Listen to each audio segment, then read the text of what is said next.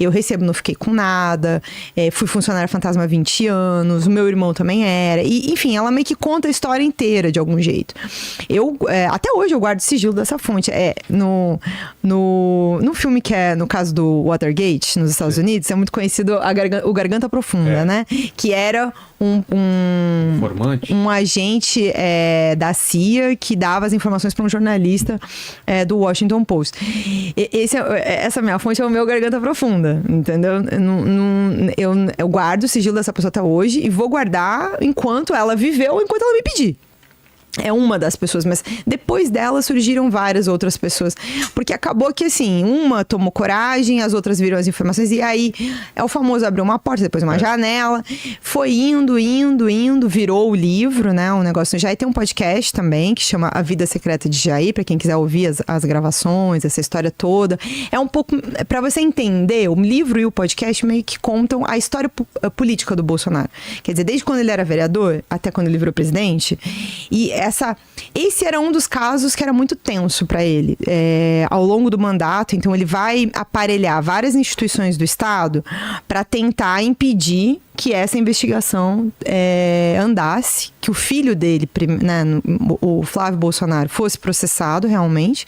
E eles conseguiram, de certa maneira, barrar esse caso.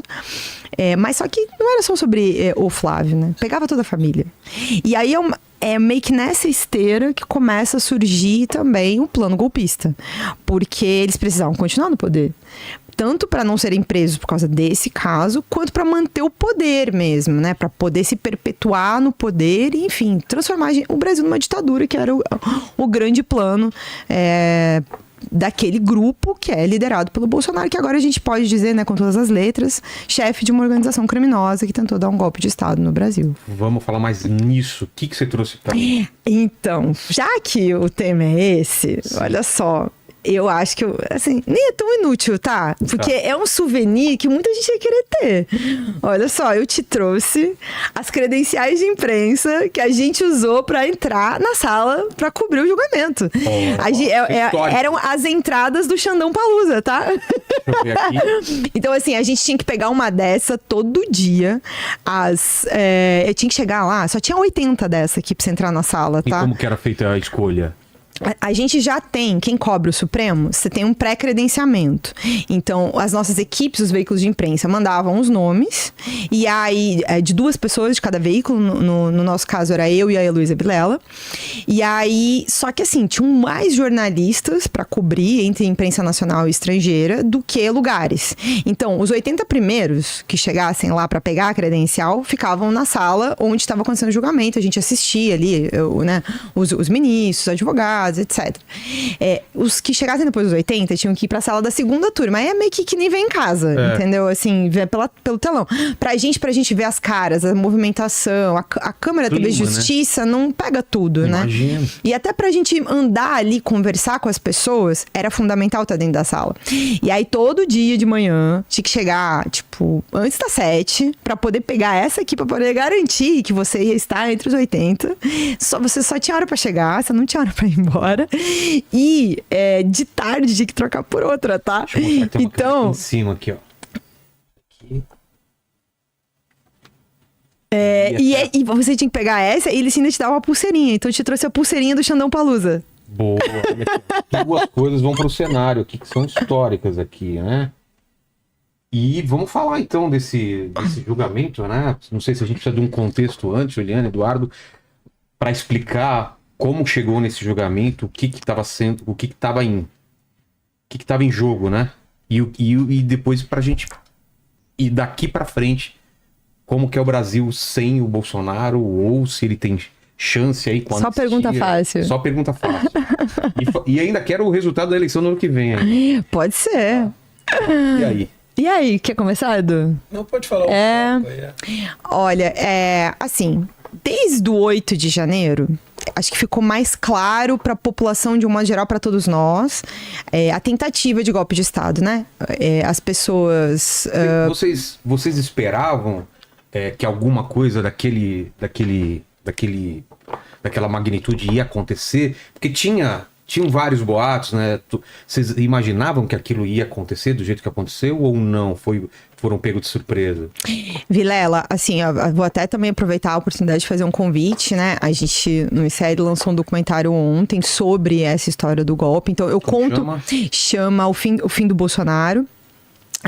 Mas é uma provocação. É só entrar em icl.com.br/documentário. Ao longo dos próximos 3 dias vai estar gratuito, depois vai para a área de membros do ICL. Tá aberto então agora. E aí eu conto um pouco o bastidor do antes do 8 de janeiro, porque outra pergunta muito boa que você está fazendo, assim, porque o 8 de janeiro deixa claro, né, porque as pessoas, os apoiadores do Bolsonaro que estavam lá acampados na frente, sobretudo do QG, do Exército, mas também vieram ônibus, vieram pessoas de outros lugares, e invadem a Praça dos Três Poderes e destroem tudo que vem pela frente entre o Congresso, né, a Câmara, o Senado, mas sobretudo o Palácio Planalto e o Supremo Tribunal Federal, que foi o mais atacado, mais destruído. E diferente do que muito se quer dizer, foi violento. Policiais e militares foram atacados nesse dia. Tem muita gente batendo na tecla que foi pacífico, né? Que eram senhores, senhoras. Como disse o ministro, não foi um domingo no parque, nem um passeio na Disney. Não foi. Foi bastante violento. Jornalistas foram agredidos, quase foram linchados também nesse dia. Só que chegou nesse ápice, né? A incitação de tudo que veio antes. Então, como eu estava falando que já acompanho, sei lá, muitos anos a família Bolsonaro, eu também estava, ao preparar o meu livro, que sai em setembro de 22, eu também estava acompanhando a eleição e a esteira golpista, né? Então, assim, o Braga Neto, que foi o candidato a vice do Bolsonaro, por exemplo, quando ele estava para ser anunciado candidato a vice eu lembro de conversando com umas fontes, agora eu vou ter que guardar o sigilo do nome da pessoa, mas posso dizer isso.